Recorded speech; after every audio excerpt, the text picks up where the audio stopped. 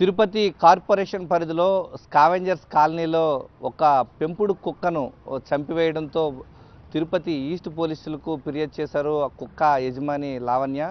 ఈ నేపథ్యంలోనే కుక్కగా జరిగినటువంటి సంఘటన ప్రాంతంలో హత్య జరిగినటువంటి ప్రాంతంలో మనం చూస్తూ ఉన్నాం. ఒక పెంపుడు కుక్క ఈ యొక్క స్కావెంజర్స్ కాలనీలో ఉన్నటువంటి యొక్క ఇంట్లోనే కుక్కను 2 కత్తులతో వచ్చి వారు బలవంతంగా పెంపుడు కుక్కను చంపివేయడంతో వారంతా కూడా కన్నీళ్ల పర్యంతం అవుతున్నారు. ప్రస్తుతం మనం చూస్తున్నటువంటి ఈ ఇంట్లోనే తన పెంపుడు కుక్క చంపివేయటం, దాంతో వాళ్ళంతా కూడా కన్నీళ్ల పర్యంతం అవుతున్నారు. కన్న బిడ్డలుగా సాగుతున్నటువంటి తన పెంపుడు కుక్కను చంపిన నిందితులపై చట్టపరంగా చర్యలు తీసుకోవాలంటూ పెంపుడు కుక్క యజమాని లావణ్య ప్రస్తుతం మనతో ఉన్నారు. వారితో అడిగే ప్రయత్నం చేద్దాం. ప్రస్తుతం మనం చూస్తున్నటువంటి పెంపుడు కుక్క అక్కడే ఉంది. పోస్ట్ మార్టం కోసమని ప్రస్తుతం ఎదురు చూస్తున్నారు. తిరుపతి ఈస్ట్ పోలీస్ స్టేషన్లో ఫిర్యాదు చేశారు. సంఘటనా ప్రాంతంలో మనం చూస్తున్నటువంటి ఈ ప్రాంతంలోనే 2 కత్తులతో వచ్చి అతి దారుణంగా హత్య చేయడంతో ఒక్కసారిగా వారంతా కూడా కన్నీళ్ల పర్యంతం అవుతున్నారు. తాము ఇంట్లో లేని సమయంలో తమపైన దాడి చేశారు అని చెప్తూ ఉన్నారు. ఈ నేపథ్యంలోనే బాధితురాలు ఏదైతే కంప్లైంట్ ఇచ్చారో మాట్లాడే ప్రయత్నం చేద్దాం. అమ్మ, అసలు ఏం జరిగిందమ్మా? అసలు మీ పెంపుడు కుక్కకు చంపడానికి కారణం ఏంటమ్మా? పొద్దున నేను 8 గంటలకి సేవా డ్యూటీకి వెళ్లే ముందు కుక్కని పాపని ఇక్కడ వదిలిపెట్టి వెళ్ళానండి. ఈ డాగ్ కూడా ఇక్కడే ఉన్నింది తనతో పాటు. వీళ్ళు మధ్యాహ్నం వరకు కూడా డాగ్ ఇక్కడే బాగా ఆడుకుంటూ ఇక్కడ గేట్ దగ్గర ఉన్నింది. నాకు కరెక్ట్గా 5 to 5:30 అరౌండ్ ఆ టైంలో కాల్ వచ్చింది.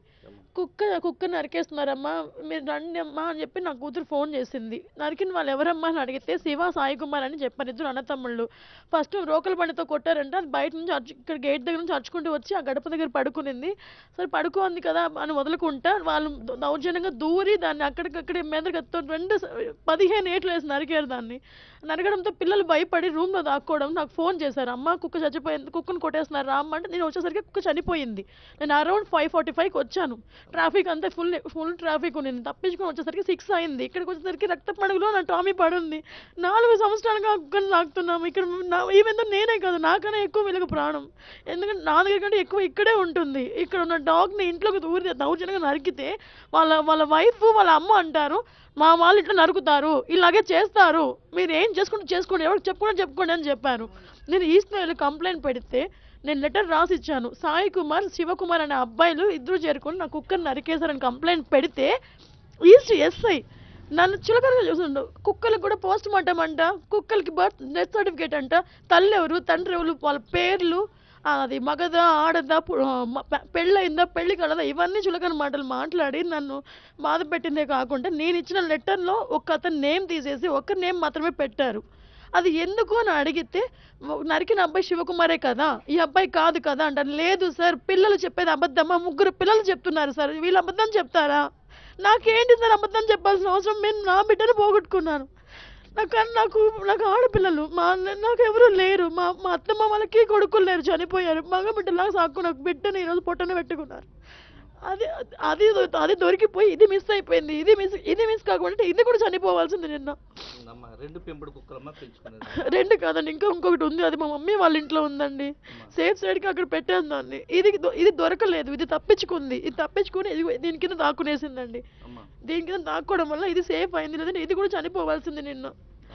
అంటే చంపాటి కత్తులతో దాడి చేసి చంపేంత కక్షలు మీ ఇద్దరి మధ్య ఏమైనా ఉన్నాయమ్మా? కారణం ఏంటమ్మా? లేదండి, మా పెద్దమ్మ గారితో వాళ్ళకి గొడవ ఉంది. అది 1.5 year బ్యాక్ ఉంది. ఎందుకంటే ఆ పెద్ద ఆవిడ చూడకుండా ఆవిడని ఇలా నెట్టడం వల్ల కాలువలో పడిపోయి ఆమెకి హ్యాండ్ బ్రేక్ అయ్యి కంప్లైంట్ పెట్టాము. అది ఇంకా అలాగే ఉంది కేసు.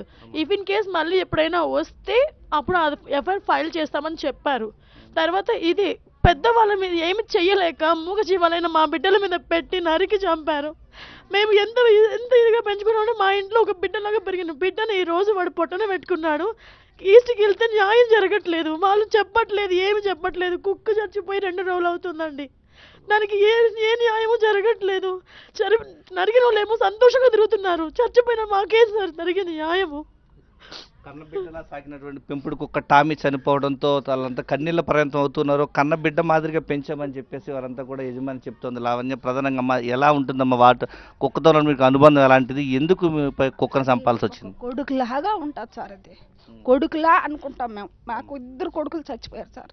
నా ఇద్దరు కొడుకులు పోయిన దానికి అదే కొడుకు అనుకుంటాం. నాయన ఇక్కడ ఈ శోభ నుంచి కింద పండుకో నాయన, నేను పండుకోలేడు మెత్తగా అన్నానంటే సచివాలు లేచాడు పండుకుంటారు సార్. అది నాయన ఇప్పుడు అన్నం తినవు, ఏం తినవు అంటే గమ్మునుంటుంది సార్. అప్పుడు కానీ ఏం చిన్న చేప కానీ తెచ్చి పెడితే తింటుంది. అట్టు పెట్టా నేను సాగితే సార్ దాన్ని, అది ఎట్ట నరికినాడు సార్. నాకు కడుపు కాలిపోయింది సార్. 7 గంటలకు వచ్చినాను సార్ నేను, కాళాస నుంచి సాగుపోయినాను సార్ నేను. నాకు కడుపు కాలదు సార్. ఆమె అంటే నా వెనకనే వస్తుంది సార్. అది అంగిటి పోయినా వస్తుంది, ఏడకపోయినా వస్తుంది, ఏం తింద మళ్ళా వెనక తిరుగుతుంది సార్. అది మనిషి వెనక అట్ట కుక్క పోయి నేను కొరికి నేను మీరు చంపినారంటే మనిషి అట్ట ఒప్పుతుంది సార్. మీరు న్యాయం చేయండి సార్ దాన్ని. అంతే సార్. మమ్మల్ని పెద్దవాళ్ళు ఎవరు లేని చూసి మళ్ళీ కుక్కను నరికినాడు వాడు. అంత మమ్మల్ని నరికేదానికే కదా వచ్చుంటాడు వాడ. నిజమే కాదు సార్, చెప్పండి. నేను లేను, నా భర్త లేడు, ఇద్దరు నుంటే నరికేసేవాడే కదా మమ్మల్ని ముసలోళ్ళనే. చెప్పు, వాడు కుక్కను నరికినాడంటే వాడు ఇంకెంత ఏం పని చేయడు చెప్పు సార్. నాకు కొడుకులు లేరు సార్, మా మనవరాళ్ళు ఉండారు సార్, నాకు కోడళ్ళు ఉన్నారా, అందరు పనులకు పోతారు సార్ కోడళ్ళు ఇద్దరు, ఆ బిడ్డలు ఉన్నారు. వాడు ఆ పని చేయనాడంటే మీకు న్యాయం ఉంటే చెప్పండి సార్.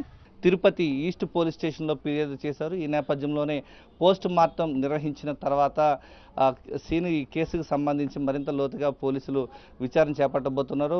ఈ యొక్క కేసుకు సంబంధించి అనుమానితులుగా ఉన్నటువంటి 2 వ్యక్తుల పేర్ల వివరాలు అయితే కంప్లైంట్లో రాసి ఉన్నారు. వారిపైన చట్టపరంగా చర్యలు తీసుకోవాలంటూ లావణ్య చెప్తూ ఉన్నారు. కెమెరామెన్ ఎల్ఐతో విజయమూర్తి, సాక్షి టీవీ, తిరుపతి స్కావెంజర్స్ కాలనీ నుంచి.